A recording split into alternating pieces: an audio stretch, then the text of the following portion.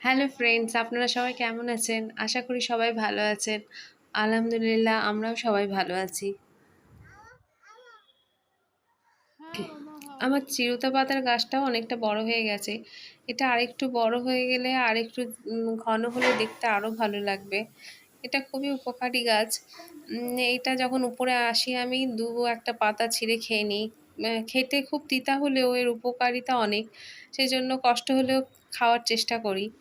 এখানে থেকে যখন উপরে এসেছে আমি কয়েকটা কিছু তুলসী পাতাও ছিঁড়ে নেব। যেহেতু ইহানের কদিন ধরে ঠান্ডা লেগেছে, তাই আমি তুলসী পাতার রসটা খাওয়াচ্ছি। তুলসী পাতার রস মধু দিয়ে খাওয়ায়। তাই কিছুটা তুলসী পাতা ছিঁড়ে নিচ্ছি আমি। বেশ কিছুটা তুলসী পাতা ছিঁড়ে সেটা বেটে তার রসটা মধু দিয়ে খাওয়ালে, কয়েকদিন কন্টিনিউ খাওয়ালে সর্দি কাশি ঠিক হয়ে যায়। দেখুন আমি কিছু তুলসী পাতা ছিঁড়ে নিচ্ছি। সবুজ পুরো গ্রিন যেগুলো পুরো ফ্রেশ সেরকম দেখেই তুলছি। বেশ কিছুটা তোলা হয়ে গেছে। আমি তুলসী পাতার রসটাও বানিয়ে নিয়েছি। তুলসী পাতাটা বেটে তারপর সেটা ছেঁকে নিতে হয়।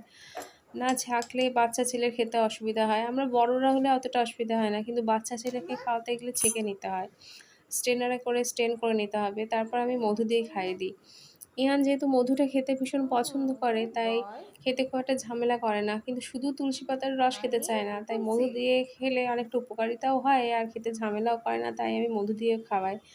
খুব ভালো ছেলের মতন খেয়ে নিচ্ছে, কোনো ঝামেলা করছে না। অন্যান্য খাবার খেতে যেরকম ঝামেলা করে, এটা খেতে সেরকম খুব একটা ঝামেলা করে না।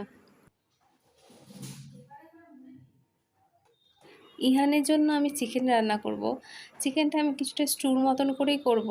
যেহেতু ঠান্ডা লেগেছে, তাই এরকম করে রান্না করলে ও খেতে ওর ভালো লাগবে, শরীরের উপকারিতাও পাবে, শরীর গরম রাখতেও সাহায্য করবে। আর ওর খেতেও ওর ভালো লাগবে, সেই হিসেবে আমি রান্না করছি। চা চামচের 2 চামচের মতন আমি সাদা তেল দেব। তারপর আমি পেঁয়াজ বাটা করে রেখেছি, সেই পেঁয়াজ বাটা অল্প একেবারে মানে চা চামচের 3 ভাগের 1 ভাগের মতো আদা রসুন বাটা দেব।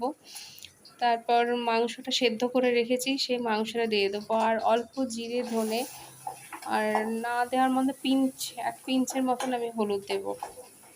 আর একটু নুন, একটু 2 দানা চিনি দেবো। চিনিটা দেবো। চিনিটা দিলে কি হয়, একটু টেস্টটা বাড়ে তো, আর বাচ্চা ছেলে ওর খেতে ভালো লাগবে, সেই হিসাবে চিনিটা দিই। চিনি দিলে যে কোনো রান্নার আমার মনে হয় যে রান্নাটার টেস্টটা আরও বাড়ায়, এনহ্যান্স করে দেয়। সেই জন্য আমি যেই সমস্ত রান্নায় একটু চিনি দেওয়া যায়, সেই সমস্ত রান্নায় আমি একটু চিনি দিই টেস্টটা এনহ্যান্স করার জন্য। তো এইভাবেই রান্না করছি। আর লঙ্কা, ছোট্ট একটা লঙ্কার হাফ দেবো, দিয়ে সেটা আমি তুলে নেব। আর কিছু সেরকম দেব না। আর একটু স্টুর মতন করব, যাতে ওর খেতে ভালো লাগে, ওর শরীরের উপকার হয়। ঠান্ডা 2-4 দিনই লেগেছে। কোনো রকম ওষুধ খাইনি, বাড়িতে হোম রেমেডি করছি। মধু তুলসী খাওয়াচ্ছি, বিভিন্ন ধরনের স্যুপ খাওয়াচ্ছি। তা অনেকটা কমেছে। দেখি এরকমভাবেও সেরে যায় বাড়িতে। ডাক্তার দেখানোর খুব একটা প্রয়োজন পড়ে না। আর আমি ওষুধ খুবই কম ইহানকে খাওয়াই। তো এরকম করে রান্না করে ওকে আমি মাংসটা খাওয়াবো। এবার কষে নিচ্ছি আমি মাংসটা। কষে নেওয়ার পর বেশ কিছুক্ষণই কষে নিই। তারপর আমি জলটা দিই। কষে নেওয়ার পর আমি জলটা দিয়ে দিয়েছি।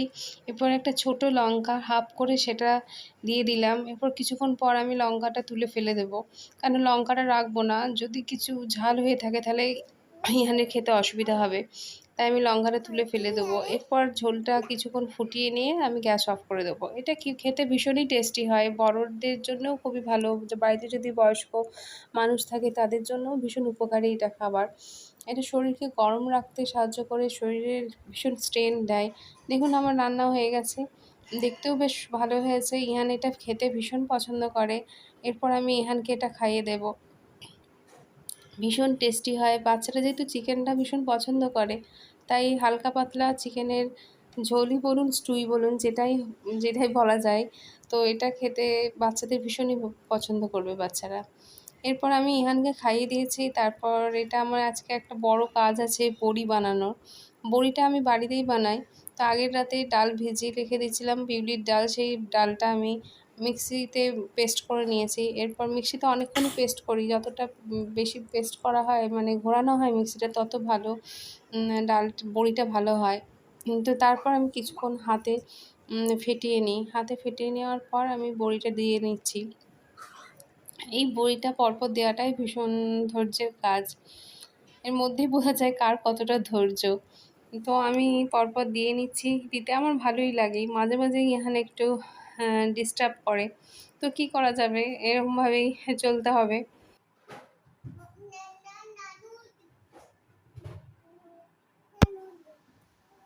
কিছুই মেশাই না। তো এতে অনেকে চাল কুমড়ো কিংবা মূলো ইহান মাঝে মাঝে এসে দেখে যাচ্ছে, ভাবছে মাম্মা এটা কি করছে, ডালের বড়িটা বুঝতে পারছে না, বেশি ভালো লাগে। তো মাঝে মাঝে এসে দেখে যাচ্ছে এটা আমার অতটা ভালো লাগে না, তাই আমি কিছু মিক্স করি না। এই বড়িটা বিভিন্ন রকমভাবে খাওয়া যেতে পারে। আমার সবথেকে প্রিয় বড়ি যেটা ডিশ সেটা হচ্ছে আমার বড়ি ভর্তা বানানো। শীতকালে বড়ি ভর্তা ভীষণই ভালো লাগে। কাঁচা পেঁয়াজ, শুকনো লঙ্কা কিংবা কাঁচা লঙ্কা দিয়ে ভর্তা বানালে ভীষণ টেস্টি হয়। তাছাড়া শীতকালে বিভিন্ন রকম সবজির সাথে খাওয়া যায়। বিশেষ করে পালং শাকের সাথে খেতে ভীষণই ভালো লাগে। তাছাড়া মাছের ঝোলে দিয়ে খেতেও ভালো লাগে। তো এরকমভাবে বড়ি বানিয়ে স্টোর করে রেখে দিই, কয়েক মাস চলে। আবার শেষ হয়ে যাওয়ার পর আবার বড়ি বানানো হয়। তো আমার বড়ি বানানো প্রায় শেষের দিকে। এবার সব দেওয়া হয়ে গেলে আমি ছাদে শুকোতে দেবো। আমি এগুলো সব দেওয়া হয়ে গেছে, এবার আমি ছাদে নিয়ে চলে এসেছি। এটা ছাদ বলাটা ভুল, এটা আমাদের 3 তলার টেরেস। তো এই টেরেসে আমি শুকাতে দিয়ে দিয়েছি। আজকে ভীষণই রোদ, তো মনে হচ্ছে আজকের মধ্যেই বড়ি শুকিয়ে যাবে। তো একদিনে বড়ি না শুকালে তার পরের দিন আবার দিতে হয়।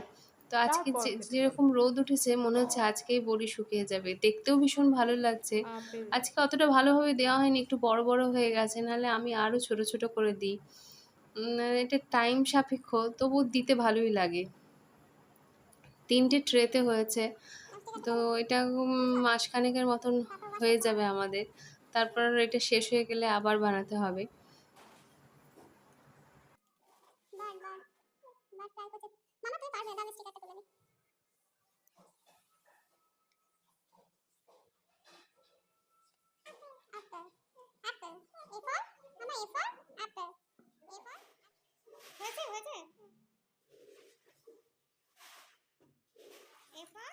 Peekaboo, I see you.